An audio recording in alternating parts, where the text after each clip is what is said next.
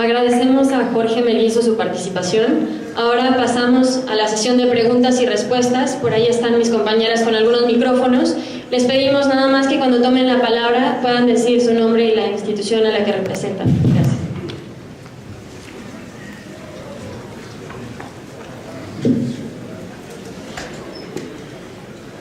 Buenos días a todos. Buenos días, Jorge. José Castro, del Consejo Coordinador Empresarial de León. Primeramente, felicitarte por esa labor de dignificación de lo público sin dejar de ser nunca ciudadano. Te felicito.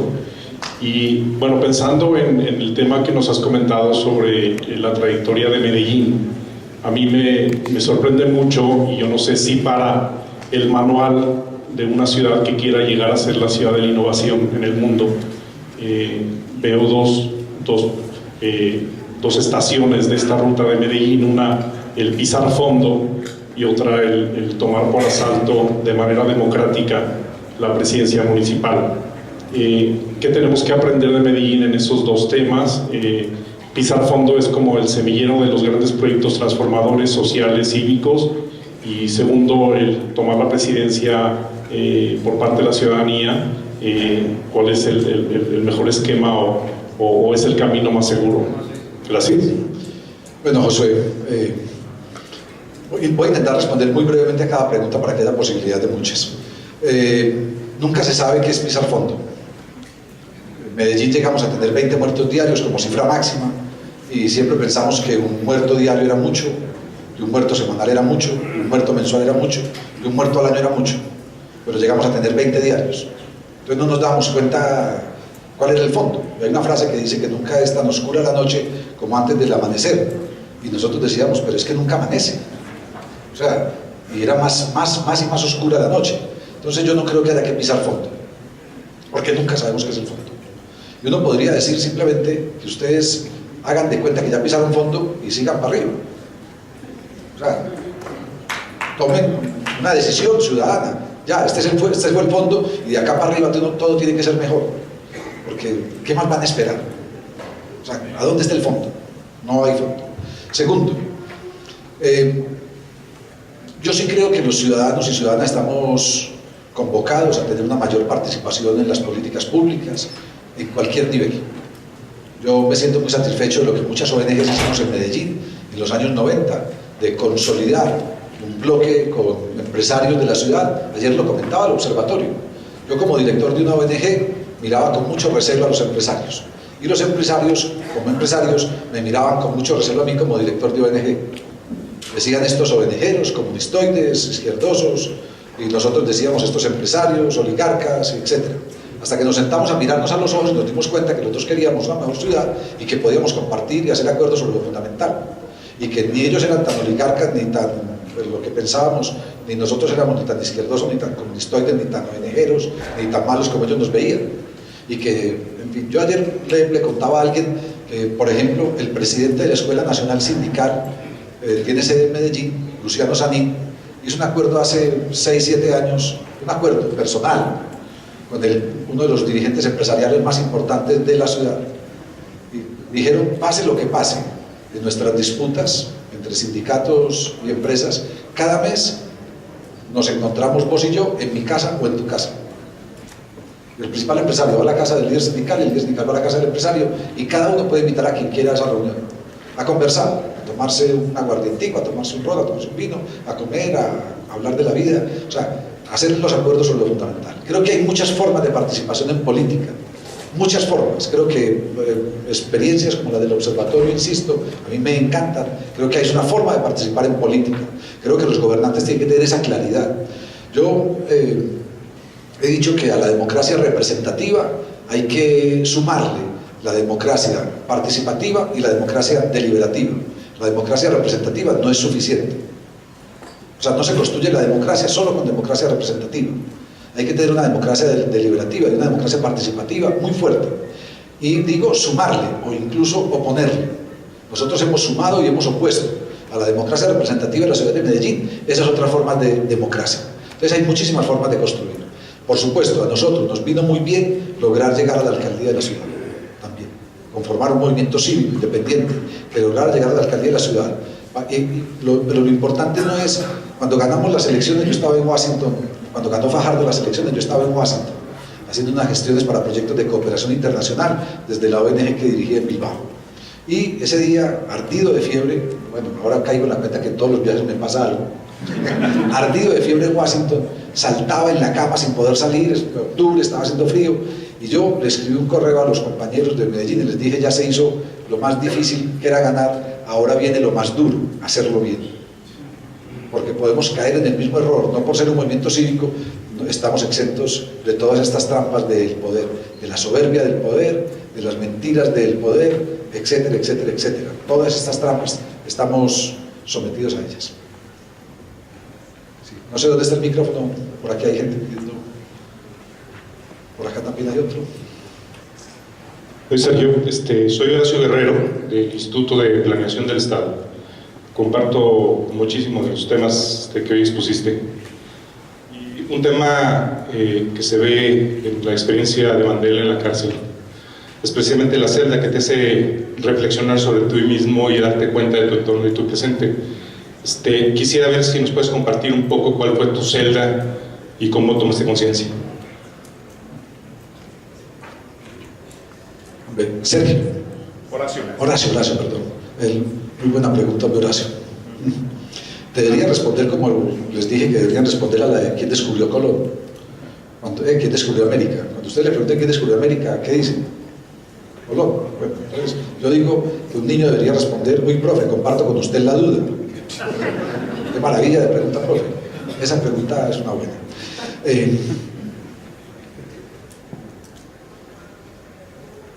Miren, yo creo que parte de mi celda estuvo en mi adolescencia, en haber nacido en un barrio popular y haber empezado a vivir ahí cosas como que a mi vecino de 15 años, yo tenía 13, Rodolfo Barbarán, lo asesinaran por marihuanero, y que el barrio comenzara a decir, siquiera mataron a ese marihuanero. Yo no podía entender cómo los adultos estaban alegres de que hubieran matado a un marihuanero, porque eso quería decir que había un asesino. Y parece que la gente prefería al asesino que al marihuanero, que es la misma sensación que siento acá cuando algunos en México leo o escucho avalan las autodefensas. Digo, ¿cómo es posible que alguien respalde un grupo de autodefensas? Y ayer decía que puedo entender y puedo comprender por qué se han formado, pero no puedo aceptar. No puedo aceptar. No puedo aceptar que otro tome la vida de una persona en sus manos. Por ninguna razón. Creo que lo que hay que hacer es fortalecer esta. En fin, me voy con tu pregunta para no salirme. Creo que un segundo momento tuvo que ver cuando yo entré a la universidad pública, una segunda celda. No, esa pregunta me lo va a llevar y voy a intentar construir una respuesta, Horacio. Cuando entré a la Universidad de Antioquia, universidad pública, vivíamos un momento de efervescencia guerrillera muy fuerte en el país y se decía que incluso la guerrilla podía llegar a tomarse el poder. Yo entré en el 79, había acabado de triunfar la revolución sandinista y yo soy una persona de pensamiento de izquierda pero no, en la universidad empezaron a tentarme, yo tenía cierto liderazgo en la universidad como estudiante y empezaron a tentarme grupos guerrilleros, compañeros míos de grupos guerrilleros para que hiciera parte de células urbanas de la guerrilla y yo me negué completamente, entonces fui estigmatizado, me decían cobarde, me decían de todo y yo decía no soy capaz de aceptar la combinación de las formas de lucha ni de coger un arma para llegar a una solución de poder. Había una anterior, que suena un poco extraña, y es que yo cuando estaba terminando secundaria hice unos retiros espirituales porque pensé que quería ser sacerdote, pero me di cuenta que no estaba dispuesto al voto de castidad.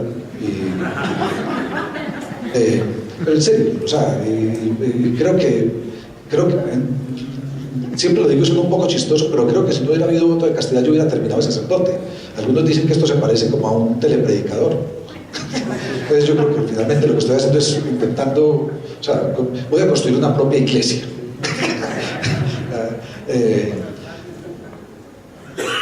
Hay otra celda y se las voy a contar. En un minuto se las dejo. Otra celda. Yo me retiré de la alcaldía de Medellín en 2010, después de haber trabajado 6 años y medio con Sergio Fajardo y con Alonso Salazar, y me retiré, y después de haber dirigido la campaña de Alonso Salazar a la alcaldía, me retiré de la alcaldía de Sergio para dirigir la campaña de Alonso. Alonso y yo Alonso me propuso que compitiéramos por la alcaldía, y yo le dije, no, si vos te presentás yo te respaldo. Alonso es el ideólogo de todo este movimiento, no es Fajardo. Alonso es el conceptual, es el que ha conceptualizado todo este proceso, el que nos metió a todos en esta camisa. Es un tipo con una fortaleza conceptual tremenda. Y Alonso, el primer día de gobierno, cuando empezamos nuestra segunda alcaldía, nos puso la mano en el hombro a los secretarios y nos dijo, busquen asesores externos, que no piensen como nosotros, escuchemos otras voces. Y a mí me parece un excelente consejo. Pero debo decirlo que a Alonso se le olvidó eso. A los 2 años y medio solo estaba escuchando a los áulicos, a los que le decían vas muy bien, y a los compañeros, a los más amigos que le decíamos te estás equivocando, o estás cayendo en un error, o estás haciendo esto, terminaba por no irnos y por excluirnos. Entonces un día, con lágrima en el ojo, le entregué 2 cartas y en una carta le dije, estas son las razones por las que me voy, dejaste de escuchar, y esta es la razón que dejo en la alcaldía, renuncio a mi cargo, y me fui. Y lloramos los dos, me dijo, Jorge, no te vas por esto. Le dije, Alonso, me voy, no me siento ya comprometido con este proyecto. Esa fue una tercera o cuarta celda, te podría decir, porque me hizo reflexionar sobre la soberbia del poder y sobre esos que te decía Josué, de los errores en los que nosotros mismos podemos caer. Y una última celda fue cuando Sergio Fajardo decidió apoyar a Aníbal Gaviria, el actual alcalde de Medellín, por encima de un proyecto político de continuidad. Y me afectó en lo personal, y entonces lo digo también para que lo tomen con beneficio de inventario, lo escribí en mi blog, porque yo era el único precandidato de nuestro movimiento a la alcaldía. Y Sergio hizo un acuerdo por bajo la mesa con el Partido Liberal, al que siempre habíamos derrotado, para que lo apoyaran a él a la gobernación de Antioquia.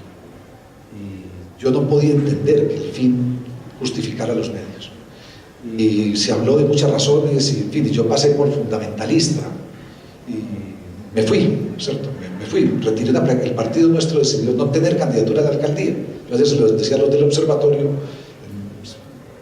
fui a una rueda de prensa a retirar mi precandidatura, los periodistas me preguntaron ¿por qué la retiras? Y dije, es como si yo llego a la casa y le digo a mi esposa, Monita, no vuelvo a la oficina hasta que mi jefe retire 2 palabras que me dijo. Así que te dijo tu jefe, estás despedido. Entonces yo estaba en un partido presentando una precandidatura que había decidido no tener candidatura a Medellín y que había decidido aliarse meses antes de yo lanzar mi candidatura, sin que me lo hubieran dicho como un candidato al que queríamos o al que habíamos derrotado, ¿cierto? Entonces yo nunca logré entender eso.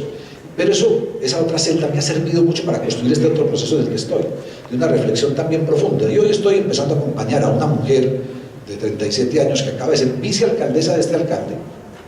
Hace unos días un rector de una universidad privada me dijo, Jorge, qué decepción este alcalde. Y le dije, yo no estoy decepcionado, Juan Luis. Y me dice, vos no estás decepcionado. Y le dije, no, yo no esperaba nada. Ustedes que votaron por él esperaban todo, nos ha decepcionado. Como yo no esperaba nada, le valoro cosas que hace, así no comparta con él. Le valoro y respeto muchas de las cosas que hace. Y en mi Twitter pueden ver que valoro y tuiteo muchas de las cosas que él hace, que las hace la alcaldía. Creo que no están haciendo un mal trabajo tampoco. Es decir, hay muchas cosas que no me gustan, pero cosas que sí. Y una de sus vicealcaldesas se acaba de retirar hace un mes para ser candidata en octubre del próximo año, y es una mujer a la que yo quiero acompañar, porque me parece que reúne muchos elementos. Me gusta que sea mujer, creo que es hora de que una mujer gobierne la ciudad de Medellín. Creo que hay otras lógicas en ese mandato femenino. Creo que y ella y yo estamos convencidos de que es muy difícil que gane. Muy difícil, casi imposible. Pero es que creemos que una candidatura, y Josué, respondo también a tu pregunta, no se construye solo para ganar. Una candidatura es un imperativo ético de estos movimientos para poner en un debate electoral unos temas y para obligar a los otros candidatos a poner esos temas también, a exigirles. Cuando Claudia Restrepo se retiró de la alcaldía hace un mes para no inhabilitarse, lo primero que dijo es, voy a construir una propuesta basada en la educación, porque ella además fue secretaria de Educación, en fin. Y ahí mismo el otro candidato de Álvaro Uribe, que ha construido su discurso mucho sobre la seguridad pura y dura, sacó la semana pasada, miércoles o jueves, un documento, un estudio sobre educación. Entonces dijimos que bueno, haberlo obligado a que se pronuncie sobre educación a un candidato, porque ese puede ser el alcalde. Entonces qué bueno que alguien que pase el alcalde se obligue, a raíz de una campaña de otro candidato, a buscar también propuestas para la educación. Creo que hay que inventar. Bueno, me gusta mucho tu pregunta, Horacio, y me quedo con ella. Muchas gracias por la pregunta. Es muy bueno que lo regalen a una pregunta. Siempre pienso en Freire, Paulo Freire, el brasilero, pedagogía de la pregunta. Hay que trabajar sobre la pregunta. ¿Dónde está el micrófono? Usted lo tiene ahí y después usted... Gracias. Vale. Bueno, gracias. ¿Cómo me parece muy interesante? Soy Julián Tejada, ciudadano, integrante del observatorio. Me parece muy interesante las cosas que lograron que se transformaran en Colombia desde la presidencia, pero ¿cómo es que logran organizarse para realmente llegar? Porque me parece, si bien tiene razón, la responsabilidad iba a crecer, pero para llegar eso es realmente complicado. Sí, miren, Julián, esto empezó como un juego. Empezamos en el año 88, un grupo de amigos por burlarnos de la política. Formamos un movimiento que se llamaba Ocio Cultura y lanzamos un candidato a la alcaldía en la primera elección popular de alcaldes para burlarnos de los políticos. Y nuestro candidato llegaba de sombrero, de chistera, de corbatín, era candidato oficial, y llegaba a los debates en televisión y cuando le preguntaban, bueno, ¿cuáles son sus promesas? Él decía, yo no tengo promesas. Hombre, ¿y por qué? ¿Cómo así? ¿Usted es candidato? No, es que yo de todas maneras no voy a ganar, ¿para qué me voy a poner a prometer? Claro, era una burla. Hicimos un ejercicio ciudadano lúdico, en fin. Y creo que empezamos por eso, por ser muy contestatarios. Luego, en el año 97, construimos un pequeño grupo, todo ciudad, con Alonso Salazar, el alcalde del que les mencioné ahora, y con Luis Bernardo Vélez, que hoy es concejal de la ciudad, un pequeño grupo, y tomamos una decisión que en ese momento pensamos que era acertada, pero nos equivocamos. Y fue ir con 2 listas para sacar 2 candidatos, y a cada uno le faltaron 50, 60 votos. Si hubiéramos ido con uno, hubiéramos sacado uno, en el 97. Entonces, en el 99, un grupo de ciudadanos y ciudadanas, impulsados por Alonso y en parte por Fajardo, se reunieron. Fajardo siempre dice, éramos 50 y nos dijeron que estábamos locos. Y nunca hemos logrado hacer la lista de los 50. Nos da 30 y pico. O sea, como dice García Márquez, la vida no es la que uno vive, sino la que uno recuerda, para contarla. Entonces cada uno cuenta la historia. Nunca hemos logrado, nadie tiene la lista de los 50. Yo tengo la carta de enero del 99, que le mandó un amigo a Fajardo diciéndole, Fajardo se había negado a ser candidato a la alcaldía de ese grupo, y un amigo le manda una carta de 16 páginas donde le dice por qué tiene que ser él el candidato, y lo convence y se debe a Álvaro González la candidatura de Fajardo. Entonces construimos una candidatura en la calle, sin recursos, sin presupuestos, entregando volantes en la calle, dando la cara, saliendo a debates. Y hoy debemos agradecerle a Luis XV, que nos ayudó mucho porque su alcaldía fue muy eficaz, pero con muy mala imagen. Entonces la gente estaba muy cansada, o sea, nos ayudó al cansancio también y logramos nosotros entrar ahí como por la mitad de los otros partidos. Hicimos una buena alcaldía y presentamos una segunda candidatura, no hay reelección inmediata de alcaldes, una segunda candidatura pues con Alonso Salazar, y ahí tuvimos ya el apoyo del empresariado privado, el grupo empresarial antioqueño, para la financiación de la campaña, porque ahí hemos logrado construir unos lazos de confianza muy fuertes con ellos, involucrándolos en la gestión pública de la ciudad. Nicanor Restrepo Santamaría, uno de los grandes líderes del empresariado del país y el principal líder empresarial de la ciudad, dice que la mejor inversión que hemos hecho los empresarios privados de Medellín es el apoyo reciente a los proyectos de educación y de cultura de la ciudad, proyectos públicos, porque nunca como antes la ciudad se había convertido en una ciudad tan competitiva. Nosotros, el empresariado privado, se ha vinculado con donaciones importantes, sí, 2.8 millones de dólares para un centro de desarrollo cultural en el barrio que era el basurero de la ciudad. Les pedimos que nos apoyaran con $70.000 y nos apoyaron con 2.8 millones. Y no nos dejaron poner una placa con el nombre de la Fundación Empresarial en ese centro, ni nos permiten nombrarlos, porque dicen que ellos no están haciendo eso para tener nombre, sino para solidarizarse con situaciones de la ciudad. Y dicen, cuenten que fuimos los empresarios de la ciudad, pero no hay necesidad de nombrar a la Fundación Empresarial. Y además es una fortuna muy especial porque tiene el nombre de una persona que tiene una discapacidad muy fuerte de los 8 años, y sus sobrinos, los sobrinos de este señor que hoy tiene 87, 88 años, le han cuidado todos los años, toda su vida, su fortuna. O sea, primero sus hermanos, luego sus sobrinos, y con esa fortuna construyeron una fundación que apoya proyectos como estos. Pero también nos han apoyado con proyectos de 16 millones de dólares. Un edificio, un antiguo colegio lasallista para hacer allá una universidad. Pero nosotros les hemos dicho lo importante no es su dinero, la alcaldía tiene ese dinero.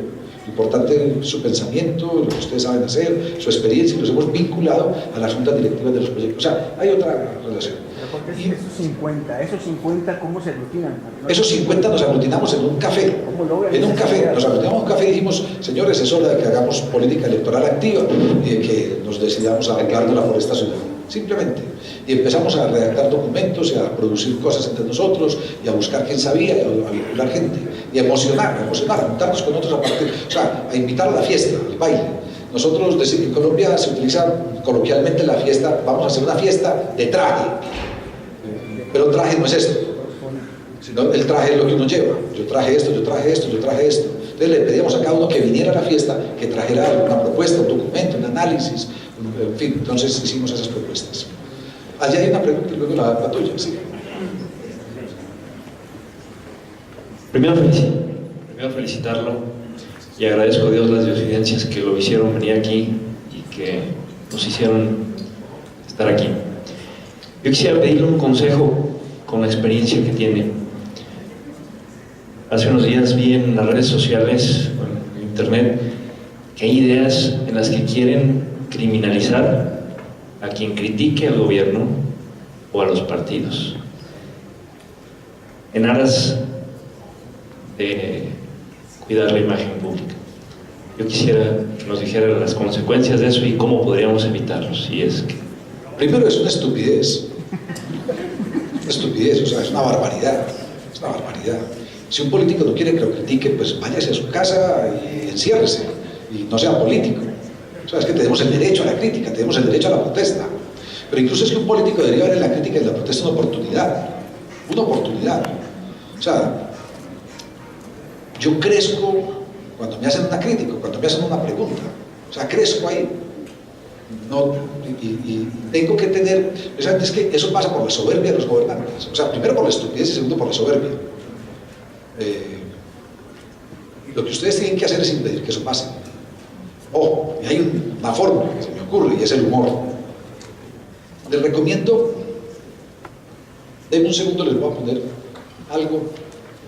A mí me gusta mucho el humor, el buen humor, no el humor que se ríe de las discapacidades, de las personas de otro color, de las mujeres, en fin, que también pues hay mucho. Pero les recomiendo que busquen, este de acá, El Roto. Les voy a poner varias cosas del Roto. El Roto se lo recomiendo. ¿Ya? Yo esta mañana, antes de salir a desayunar, leí El Roto.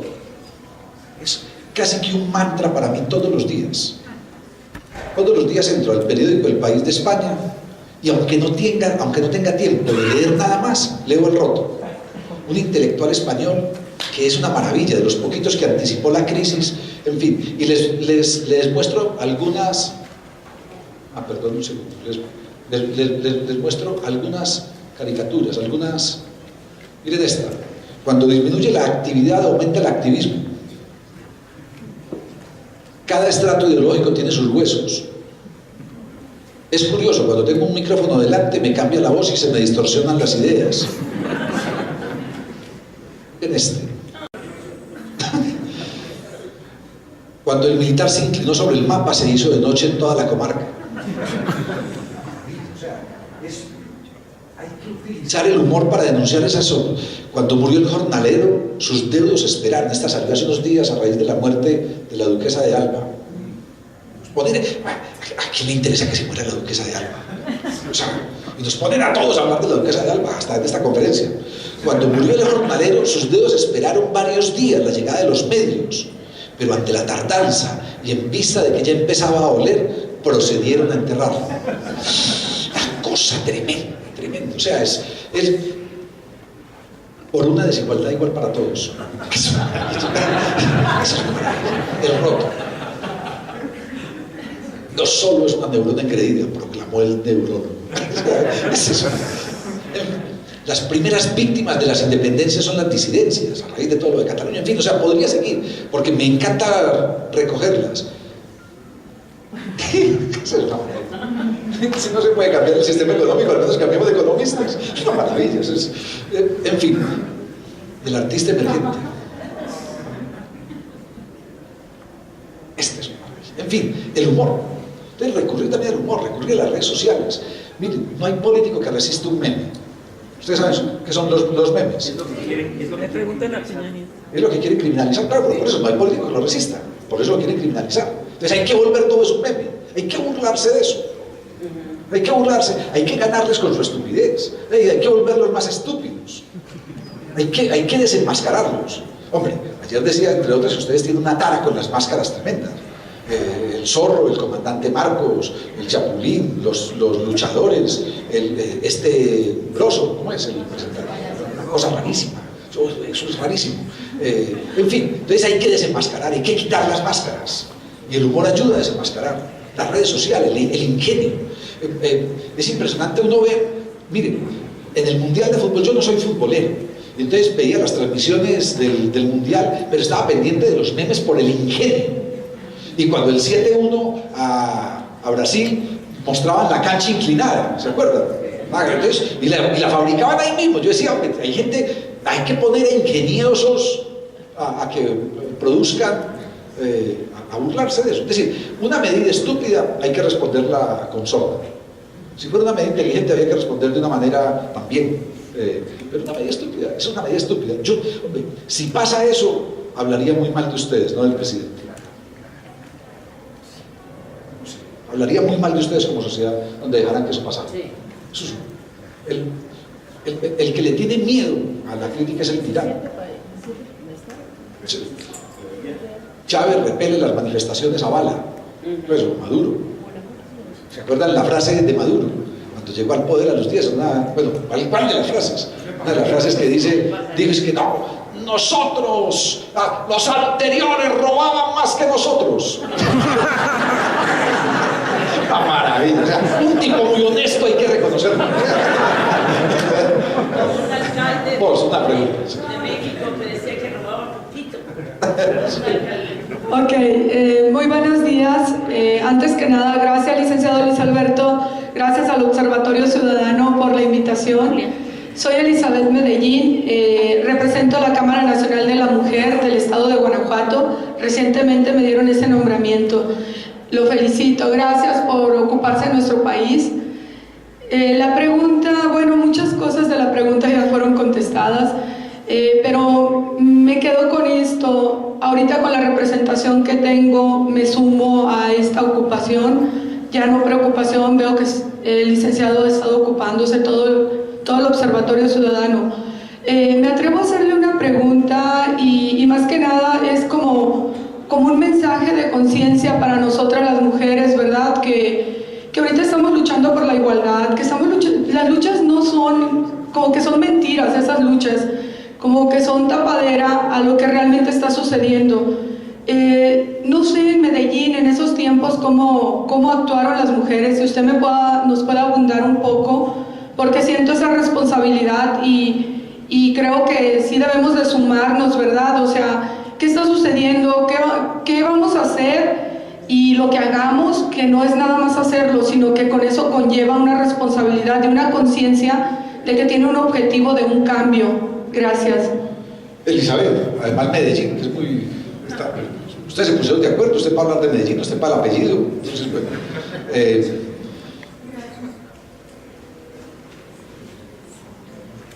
una de las cosas que nosotros encontramos en el trabajo de cultura ciudadana, cuando les decía al principio que nos faltaba mucho en educación política, era que las mujeres tenían un gran liderazgo barrial, pero tenían muy poco liderazgo político en los cuerpos legislativos, en fin.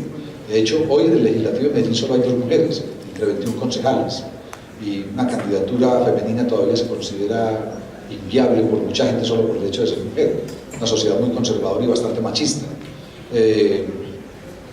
Nosotros establecimos como criterio que la mitad del gabinete al menos tenía que estar compuesto por mujeres, y a veces fue incluso mayor. En el más en el gobierno de Alonso, en el de Fajardo, la mayoría eran mujeres. El gabinete principal, de los 16 secretarios de despacho. Y ayer comentaba también en algún espacio una pregunta parecida, que nos dimos cuenta, o sea, sin pensarlo, sin diseñarlo, buscando la equidad, nos dimos cuenta que la tercera línea de gobierno, los subsecretarios, eran casi todas mujeres. Las subsecretarías estaban casi todas en manos de mujeres. En esa línea operativa directa, y bueno, yo he dicho anecdóticamente que, por ejemplo, nos dimos cuenta que las canchas de barrio de Medellín, las canchas de fútbol y de baloncesto, en fin, de barrio, no tenían vestidores, vestieres, cambiaderos de ropa, hasta que una mujer llegó a ser directora del Instituto de Deportes. El resto, nadie se había dado cuenta de eso. Entonces, o empezamos a pensar, cuando yo fui secretario de Cultura, fui responsable de la subsecretaría de las mujeres, era una de mis subsecretarías, y durante 2 años la construimos como Secretaría de las Mujeres. Y el 8 de marzo, simbólico, el 8 de marzo del año 2007, creamos la Secretaría de las Mujeres en Medellín. Eso hoy hay una secretaría que se encarga, uno, de atravesar toda la gestión pública con perspectiva de género, pero también de diseñar proyectos de acción afirmativa. Yo creo que nos falta mucho. García Márquez, otra vez por citarlo, García Márquez decía que Latinoamérica tendría, o sea, que el mundo tendría que ser gobernado por mujeres con un cambio. Y ahora, miren, casualmente, mientras hablabas, puse y la dejé, no sabía que iba a aparecer esa. Nos hablan de avances y retrocesos, pero lo que nos hace falta es ir para otro lado. Y para nosotros otro lado puede ser también otro tipo de lógicas y de miradas. Es decir, mirar las cosas de otra manera, y creo que de la perspectiva femenina. ¿Qué pasa? Nosotros tuvimos, por ejemplo, una gobernadora del estado, Elena Herrán, le decíamos Elena Lerrone, y Elena Herrán era una gobernadora mujer que actuaba como un hombre.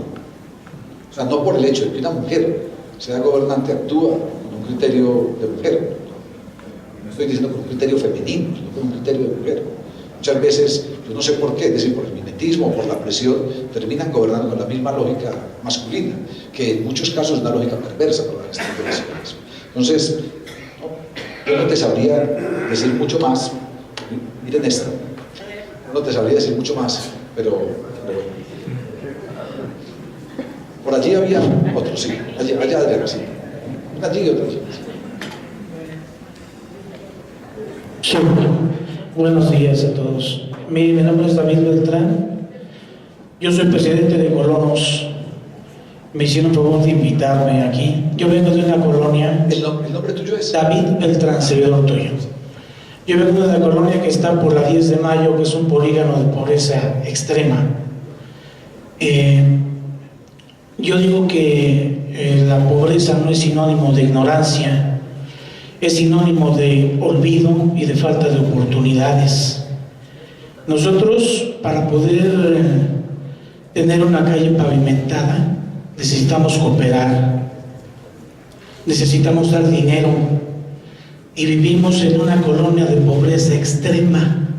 No sé si no se entienda, ¿verdad?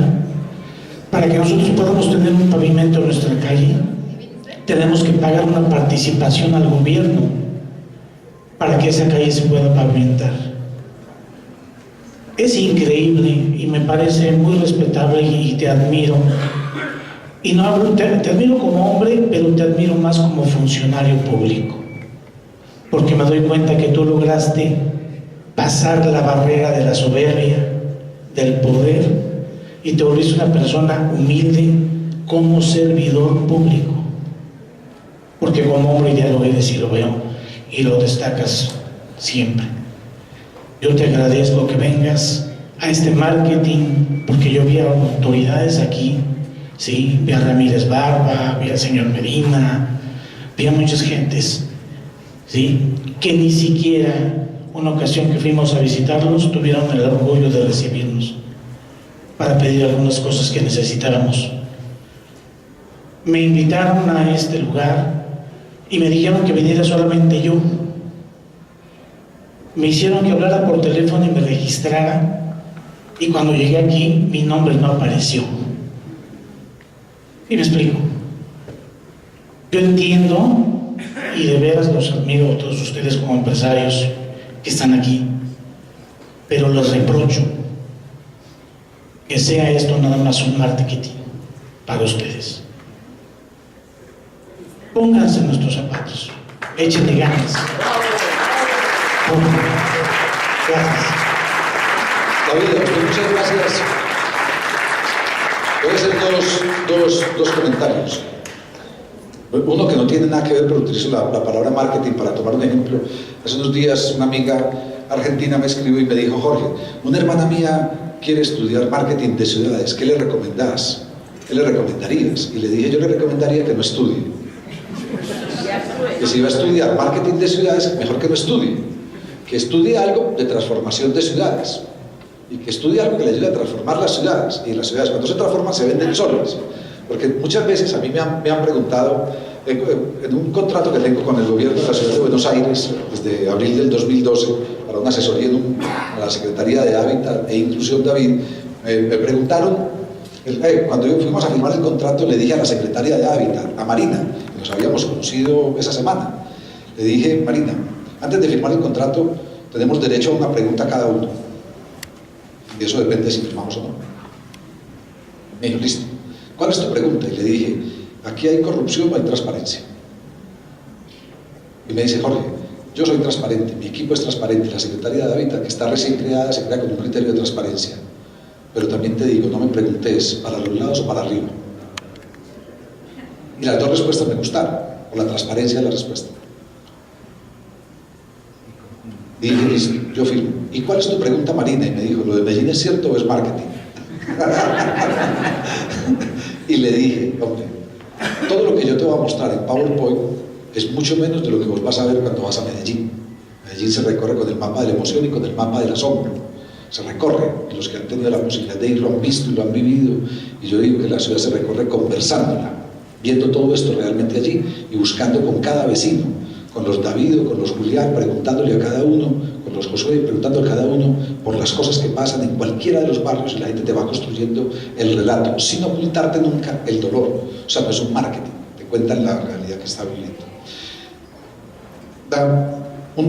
Voy a contar una pequeña historia, y me disculpan ustedes que cuente el milagro, pero no el santo, por respeto al santo. No el santo mexicano, el de máscara otra vez, pero pasó en México. En uno de los gobiernos que he acompañado, después de una conferencia similar a esta, se me arrima alguien y me dice: mucho gusto, yo soy un señor, un tipo joven, 30 y pico de años, mucho gusto, yo soy la primera dama del municipio. No te entiendo. Me dice: bueno, soy el esposo de la alcaldesa. Entonces, me dice: yo soy un empresario y cuando mi mujer ganó la alcaldía, yo dije: no me meto en nada. Pero después pensé que por qué, si las mujeres de los alcaldes se metían, yo no podía declinar también parte y decir: hombre, y me meto, y ayudo en lo que pueda, y le ayudo a mi esposa, en fin. Entonces asumí las tareas de primera dama. Me dijo este empresario, 36 años tiene. Y me dijo, y entonces me dieron los temas que les dan a las primeras damas. O sea, los temas menores. ¿Cuáles son? La infancia, los poblaciones vulnerables, los ancianos, todos los temas menores, los que no importan. Los que no importan. Los que hagan cualquier cosa. Los que no importan. Y extraño, ¿cierto? Cuando deberían buscar a la estrella del gabinete, debería ser el que trabaje con infancia, ¿cierto? Bueno, seguramente por eso las primeras damas, porque para cada alcalde su esposa será la estrella del gabinete. Entonces, este hombre asume eso y me lleva y me dice: necesito hablar con vos. Y me dieron un espacio mañana en tu agenda, una agenda organizada también por un grupo de empresarios. Le digo: listo, ¿y sobre qué quieres hablar? Léete este documento esta noche y mañana te espero en mi oficina, ya tenemos la cita, es un equipo de 8 o 10 personas. Y el documento era sobre los centros familiares, ¿cómo es que lo llaman? Los DIF, los CADIF. Los DIF, sí, perdón. Exacto. Entonces, me dijo: tenemos tantos centros y estamos en una tarea de reforma, yo quiero que mi equipo te exponga lo que estamos haciendo en estos centros. Todos están en barrios populares, en barrios de mucha pobreza. Al día siguiente yo leí la presentación, busqué información. Al día siguiente llegué a la reunión, me tenían una presentación, me dijo: Jorge, vamos a hablar media hora y después de eso vos nos vas a decir todo lo que pensás, y te pido que seas tan descarnado como ayer en la conferencia. Los escuché a todo el equipo a cargo de los DIF. Cuando terminaron, me dijo, ¿qué pensás? Y le dije, me parece horroroso. Lo leí ayer en el documento y esperaba que la sustentación personal fuera mejor. Me parece horroroso lo que están haciendo. Y le dije, ¿por qué? Y su equipo directivo y diseñador de todo el proyecto. Y le dije, porque ustedes tienen un prejuicio, y es que la pobreza es una estupidez, y que la pobreza es una discapacidad, y no una condición económica. Ustedes están asumiendo que los pobres son estúpidos, imbéciles y discapacitados, y no una situación económica. Que ellos mismos generan su pobreza. Y entonces, ustedes están haciendo, entonces le dije, y te hago 2 o 3 preguntas a vos, como responsable de este proyecto, de estos 26 centros en esta ciudad, y te hago la pregunta, le hago la pregunta a tu equipo que ha diseñado esto y que lleva tiempo trabajando en esto. Tu hijo, vos tenés 2 hijos, le dije a la primera dama, tu hijo, tus 2 hijos, te despiertan los sábados a las 8 de la mañana, papá, vámonos para el DIF. Vámonos para los talleres del DIF. ¿Quiénes de ustedes irían a esos talleres?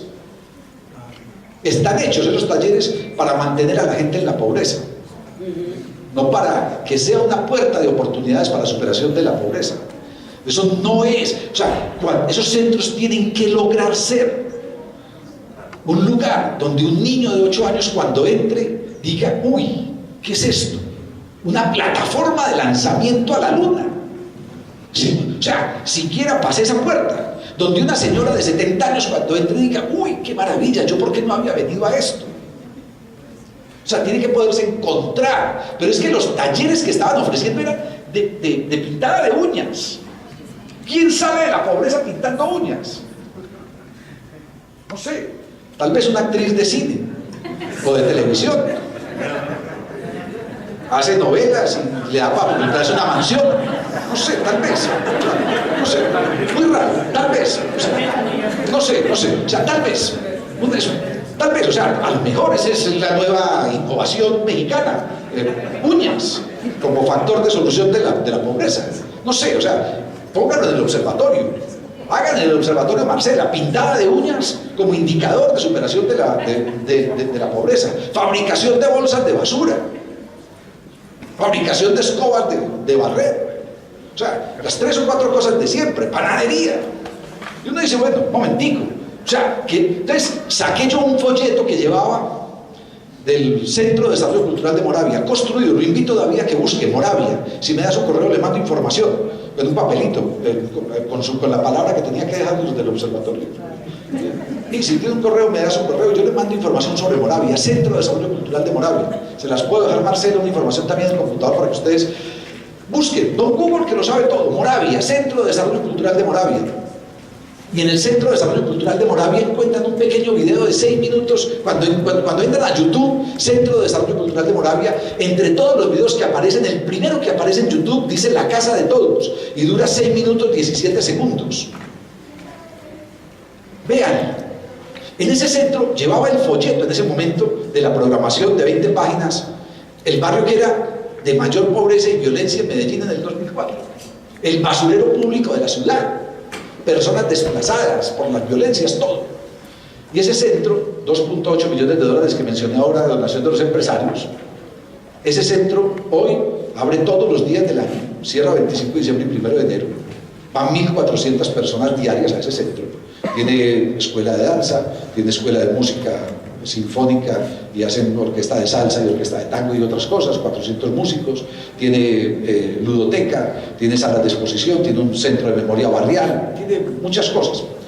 Y le dije, decime una página, díganme cualquiera de ustedes una página de este programa. Me dijeron la 12 y lo abrí y le dije, taller de pintado de uñas. Y dije, no, miren, en la página 12, taller de edición de video digital para jóvenes del barrio. Los jóvenes del barrio no son estúpidos, son pobres, no son imbéciles, son pobres. y son capaces de hacer un taller de edición digital que les va a permitir encontrar un lugar de trabajo y una posición social distinta y una posición económica distinta. O sea, si no entendemos eso es que no hemos entendido nada. Ya nos echaron. Si no entendemos eso es que no hemos entendido nada, David. Hablamos de la pobreza y todo, y el salón se oscureció. Miren esto, David. Miren el roto. A mí, miren, yo he dicho que ahora les dije que yo hacía esto porque había querido ser cura. Alguna vez dije que yo quería ser Leo Gieco. Me encantaría coger una guitarra y cantar. Pero si yo supiera hacer esto, es una maravilla. O sea, eso de tenerle, parece que sabe a dónde va. Es una maravilla. O sea, en fin, David, no sé, yo le agradezco su comentario, porque además creo que genera, bueno, dos o tres cosas allí. Por razón de tiempo, nada más vamos a dar espacio a 2 preguntas más. Va a estar aquí Jorge un rato más, entonces el señor y la... Perdón, la primera. Sí. Bueno, sí, gracias. Juan García Hurtado, del Fuerte de Acción Ciudadana AC. Hablando de humorismo, aquí en León se inauguró el Sistema Integrado de Transporte, por cierto, traído del modelo de Colombia.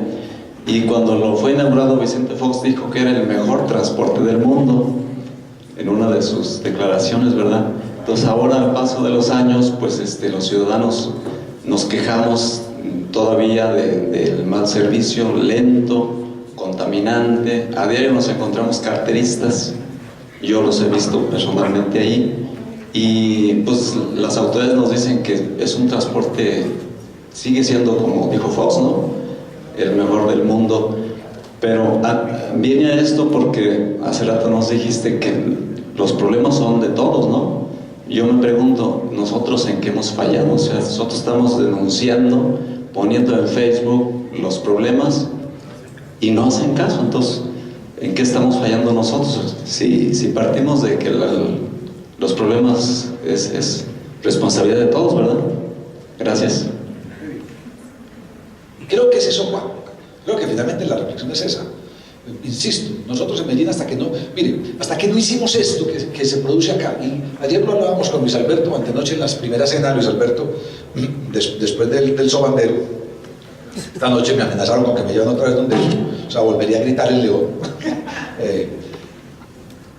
Decíamos, Juan, que este tipo de espacios tiene que convertirse en diálogos ciudadanos.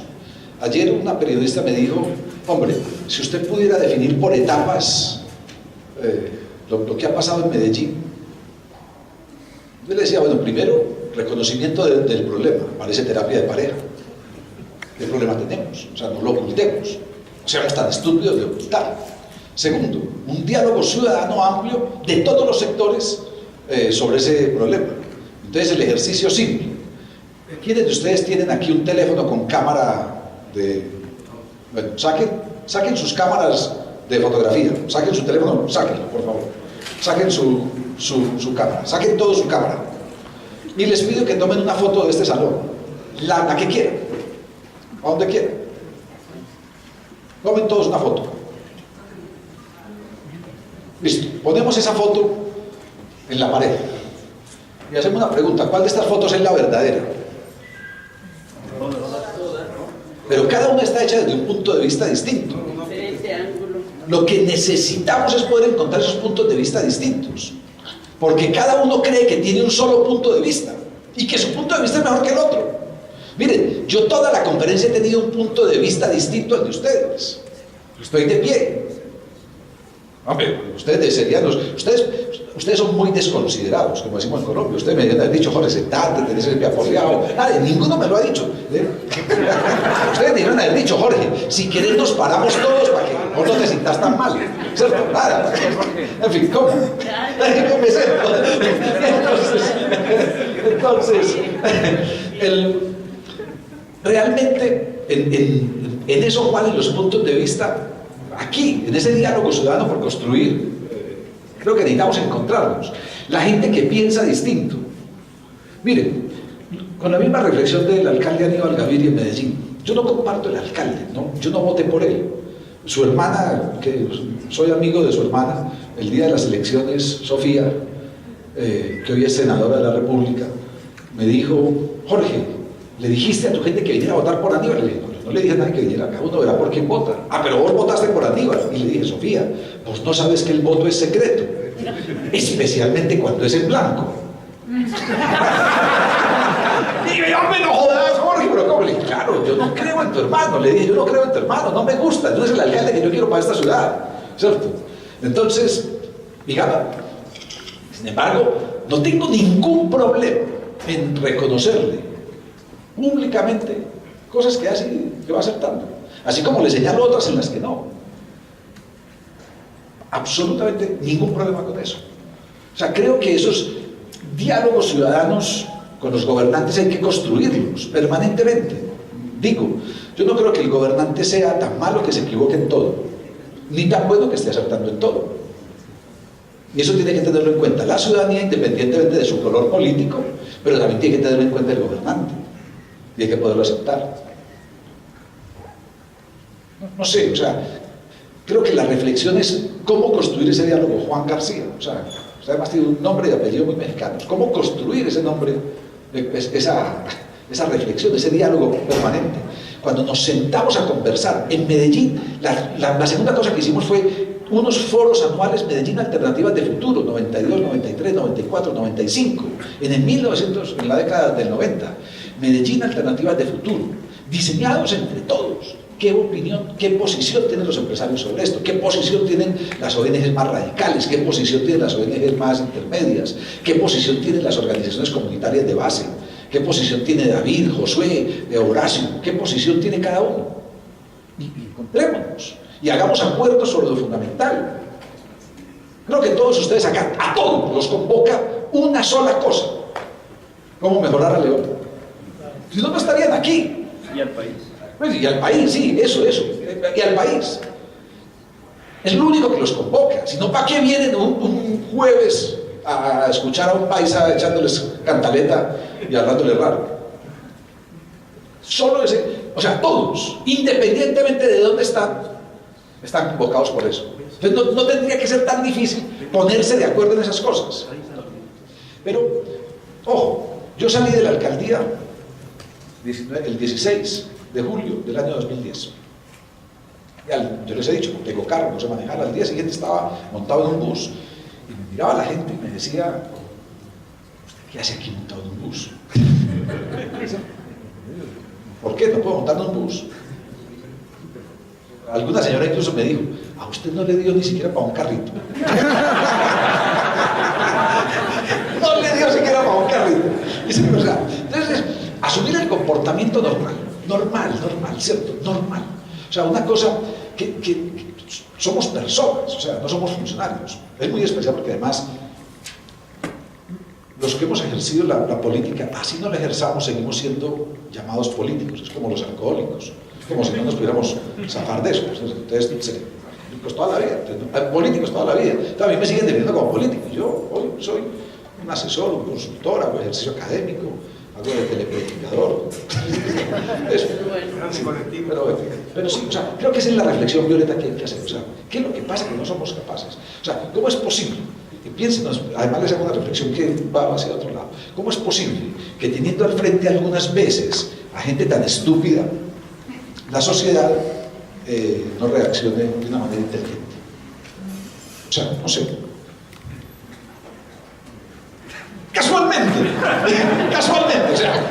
o sea, se los aseguro, todas, yo las tengo, no sé cuáles salen, pero miren esa es una maravilla. Ya hemos limpiado las calles, nos faltan los despachos. Violeta, el roto le respondió mejor. El roto le respondió siempre mejor.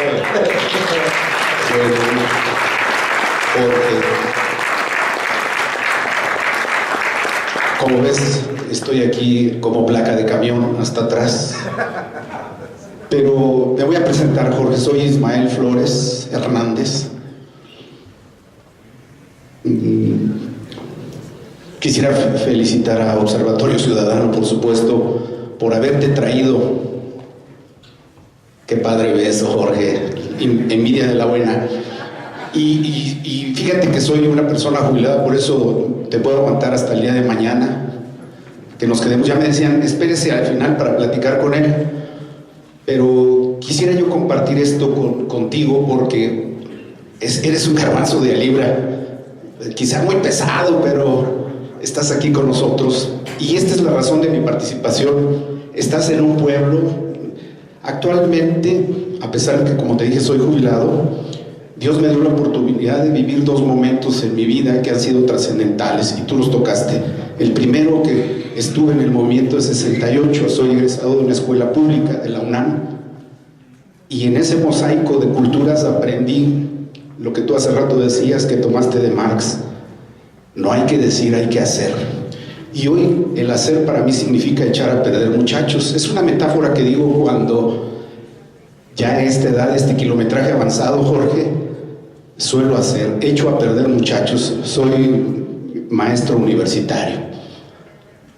Y en esa línea y en ese contexto suelo decir, y te pregunto amablemente, con este primer punto de partida, como te decía, estuve participando activamente en 68 y hoy lo veo con lo que cerraste, Ayotzinapa.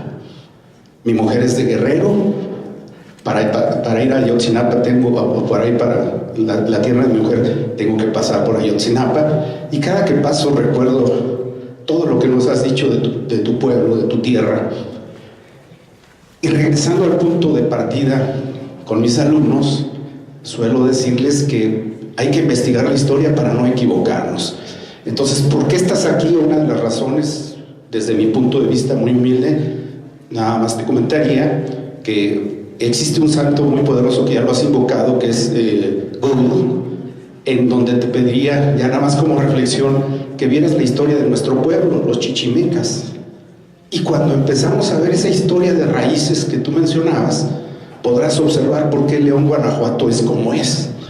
Y por qué León, como decía mi compañera por allá, la maestra que creo que ya te preguntó y ya se fue, ya no la... sí, ya la vi ya. Este asunto de los chichimecas tiene que ver con la cultura, porque fíjate que en su momento, como el suceso que te dije de 68, y no quiero aburrir a la sesión y que nos quedemos tú hasta mañana, fíjate que allá estaban los aztecas, haciendo una analogía, Jorge, los aztecas allá en el centro o en el Distrito Federal, y acá estábamos los chichimecas. ¿Y qué pasó, Jorge? Pues nada, que nos querían conquistar. Y sopas, como le digo a mis alumnos, ¿qué sucede? Este pueblo chichimeca responde. Y hoy lo estoy viendo que está respondiendo teniéndote a ti nada más como un elemento, como un punto de partida de la conciencia social que debemos generar. Quisiera entrar un poquito más al punto, Jorge, y te lo pregunto directamente. ¿Me podrías decir el significado de Jorge? La raíz, el origen, Jorge. Qué padre, ya voy a quedar en tu mente porque suelo decirles a mis alumnos, no importa, tienes 52 años y eso te lo dejo de tarea, Jorge. Tu servidor Ismael significa Dios me escucha y la raíz es hebrea. Creo que me ha escuchado hasta este momento porque te voy a decir, vengo de una universidad pública y en León, Guanajuato, como te dije, estoy jubilado, pero ha sido por universidades privadas. Oh, mi Dios, como suelo decirle a mis alumnos, me ha puesto en lugares donde se necesita esa clase de conciencia. Y hoy, metafóricamente, suelo decir, y lo comento abiertamente, que estos espacios son oportunidades para desencadenar este cambio que, como te decía, en la época de los aztecas y ahora que vi que anotaste chichimecas, te podrás dar cuenta del valor de nuestro lugar. Aquí hacemos conciencia, a pesar de sus bemoles. Yo pertenezco al Comité Colonos León Moderno.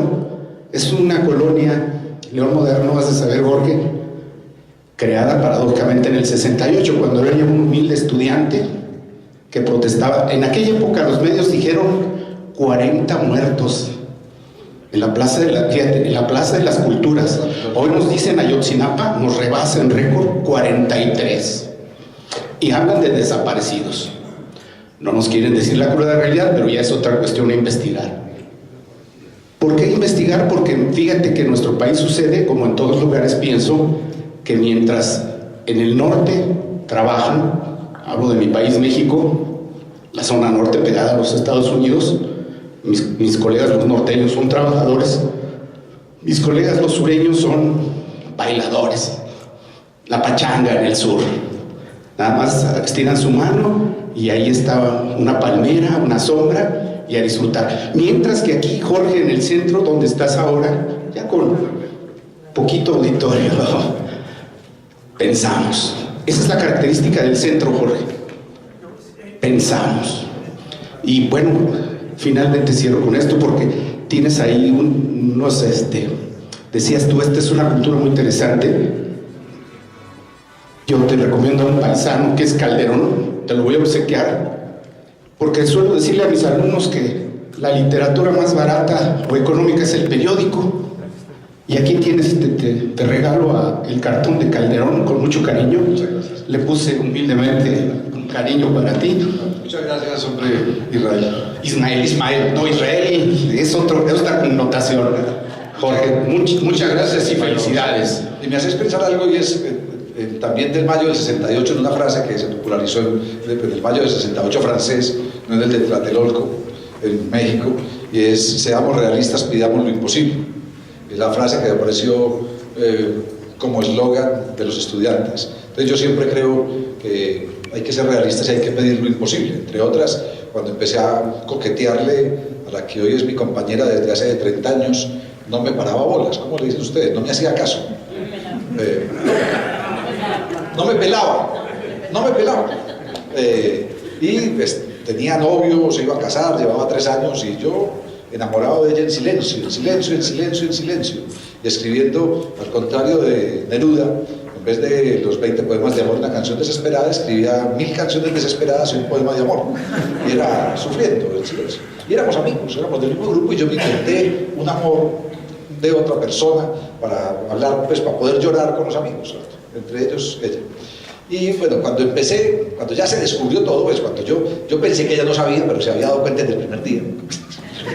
Yo, a los 8 o 9 meses, cuando se descubrió, empecé a pasarle frases. Y la primera frase que le pasé, le dije: listo, yo sé que vos estás con tu novio y te vas a casar, pero ya por lo menos lo sabes, ya me quito un peso de encima, no te jodo más. Pero me sentí con la libertad de empezar a coquetearle abiertamente. Y entonces empecé a pasarle frases. La primera frase que le pasé fue esa: seamos realistas, pidamos lo imposible. Y yo dije: soy realista, pido lo imposible, mayo del 68. Y hoy vivo con ella desde hace 30 años, o sea que creo que es posible. Creo que las utopías, no volvimos a saber de su novio. Nos abandonó a los dos. Espero. En fin. Pero bueno. Marcela. Por allí estamos. Bueno. Gracias. Buenos días a todos, a todas. Creo que nos quedamos los que intentamos reflexionar un poquito. Y aquí veo activistas de hueso colorado, en fin, y hay otros activistas más pasivos, pero no menos valiosos, por supuesto. Ustedes saben a quiénes me refiero. De reflexión rápida, Medellín y León son muy parecidas, Jorge, porque en este momento, como tú nos dices, el gobierno de Medellín no es el mejor. Parece que aquí tampoco estamos pasando por un buen momento en ese punto. Hemos descubierto que la delincuencia se ha organizado con los policías ante la complacencia de los funcionarios públicos. Hemos visto algunas licitaciones no muy claras, o más bien dicho muy oscuras, en donde hay ganancia y ahí se va para un bolsillo o para varios bolsillos. Licitaciones públicas. Hemos asistido también a un exterminio de árboles, hemos asistido a un cierre de fuentes de empleo, el ataque a los recolectores de basura, aquellos que menos tienen, y así una serie interminable y con un estilo muy peculiar, muy soberbio, prepotente, que no escucha, que no ve, que no siente. Bien, creo que yo no sé qué se haga en Medellín, ojalá que tú nos puedas ilustrar ante un gobierno que no funciona, pero aquí hemos optado por marchas y marchas y marchas. En todo este año he llevado a cabo más de 15 marchas, 11 en contra del gobierno local, por reclamos absolutamente probados, y la última con más de 5,000 personas pidiendo, es decir, exigiendo la destitución de la alcaldesa. Y bueno, esos marchazos también han sido 4 por Ayotzinapa, el último con una afluencia muy importante de más de 3,000 personas. Hoy está convocada una marcha de los comerciantes, y el día sábado está convocada, así lo dice el internet, una marcha de las putas de León. Es decir, hay un amplio sector inconforme con la manera de gobernar y con los resultados que son malísimos por donde quiera que lo encuentres. Y eso no lo digo yo, lo dice el mesero, lo dice el taxista, lo dice el jornalero. ¿Cuál es tu pregunta? La pregunta es: ¿crees tú que una marcha, que es una expresión ciudadana de inconformidad por el número o por la calidad, pudiera lograr que los malos gobernantes se vayan a casa y digan, tiene razón el pueblo, me voy a casa porque le estoy haciendo muy mal? No, yo no creo. No se cayó el gobierno español con las marchas de los indignados y con otras cosas, no se han caído. Creo que los únicos que han logrado con marchas tumbar presidentes son los ecuatorianos, 4 o 5 veces, y no más. Segundo, ayer te lo dije, ante un comentario similar en otra charla, te dije que, por lo menos, y sin conocer la realidad de León, veo en tu planteamiento una cerrazón total a pensar que el gobierno de la ciudad, sin conocerlo, yo tenga algo bueno. Como vos lo conoces, para vos todo es malo. Y estoy seguro que habrá gente que diga, hombre, ese es tu punto de vista. Y no puedes intentar imponer tu punto de vista sobre el de otros, como en la foto de ahora. Entonces tendrías que aceptar también la conversación con alguien que te diga que a lo mejor hay cosas que vos ves de una manera y se pueden ver de otra, como con las fotografías que tomamos ahora. Y que a lo mejor la alcaldesa, que fue el ejemplo que pusiste ayer, no es tan mala como vos pensás, ni tan buena como algunos que la defienden piensan. Y te respondí, y es el último comentario que hago, porque ayer ya te respondí ayer que cuando yo tenía 14 años busqué a una profesora de literatura española y literatura, Lucila González de Chávez, que había escrito el libro con el que yo estudiaba en el colegio, y ella era profesora de un colegio femenino, y la busqué, y le dije, doña Lucila, en las preguntas que le hice, en la entrevista que le hice para un periódico mural del colegio, le dije, ¿cómo debe uno debatir con alguien? ¿Cómo se hace un debate? Y me dijo, hombre, para debatir con alguien, primero empiece por buscar en qué cosas el otro tiene razón. Y segundo, empiece por darle la razón al otro en esas cosas. Porque si no, lo que está construyendo no es un diálogo, sino un panfleto. Entonces, yo no creo, insisto, mire, yo había tomado una decisión para las elecciones presidenciales en Colombia. Había 2 candidatos muy fuertes, Juan Manuel Santos y Oscar Iván Zuluaga. Oscar Iván Zuluaga, el de Álvaro Uribe, y Juan Manuel Santos, el presidente en ese momento.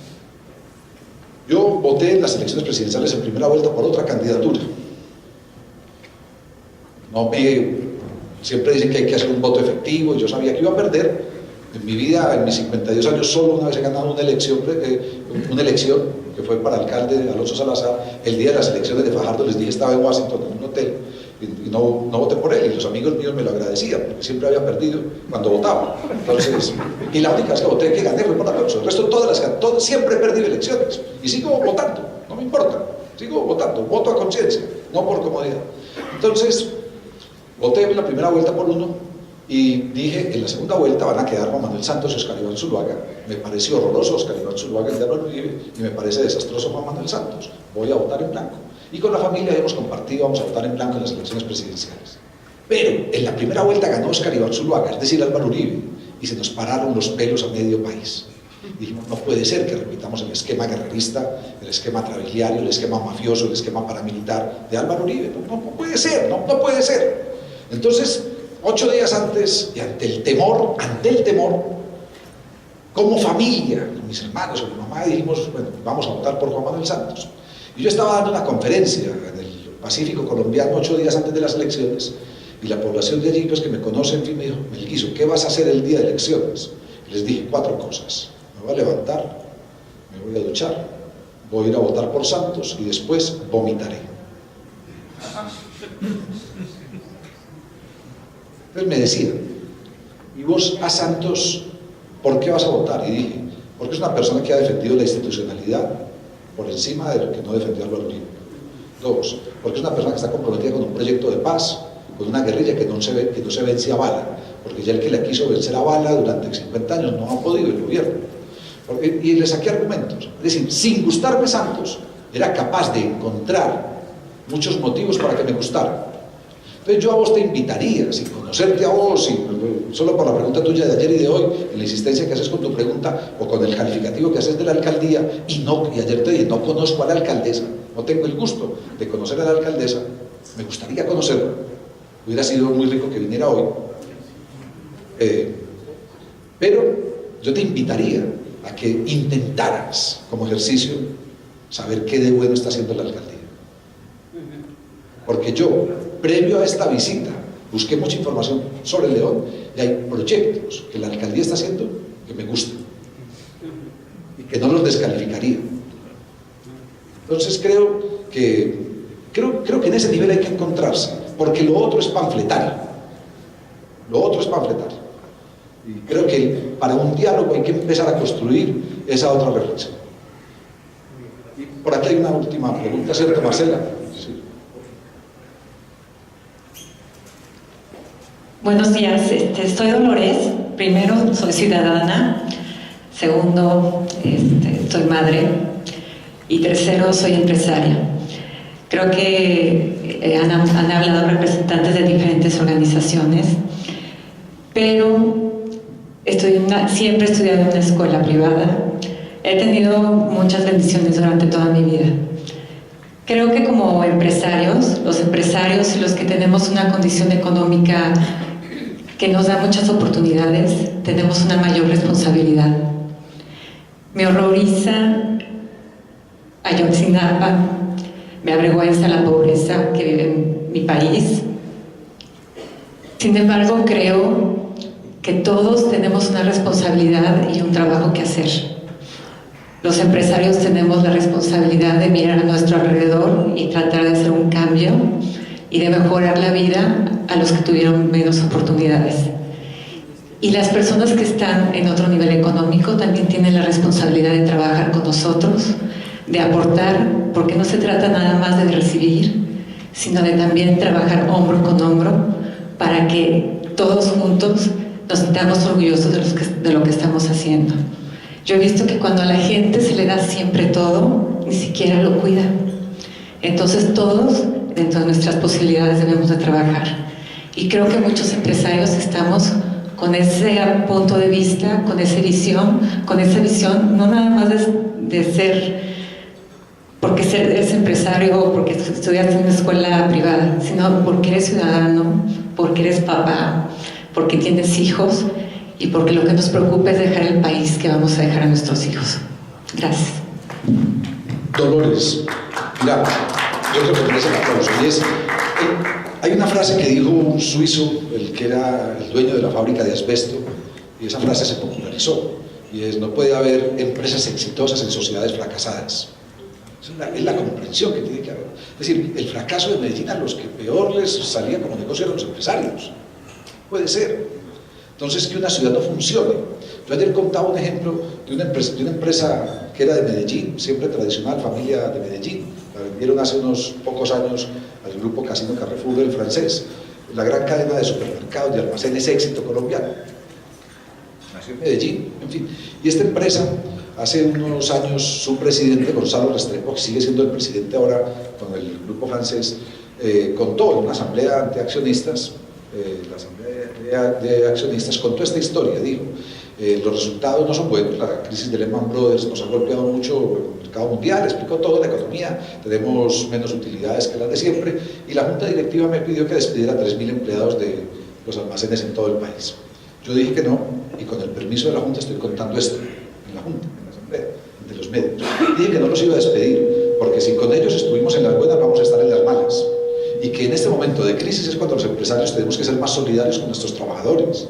Y que despedir además a 3.000 trabajadores es despedir a 3.000 clientes, que son los que nos compran en estos supermercados y en los almacenes. Les ve el sueldo que les pagamos se lo gastan en los almacenes. Pero no es solo despedir a 3.000 clientes, es despedir también a sus familias, porque nos van a odiar de por vida.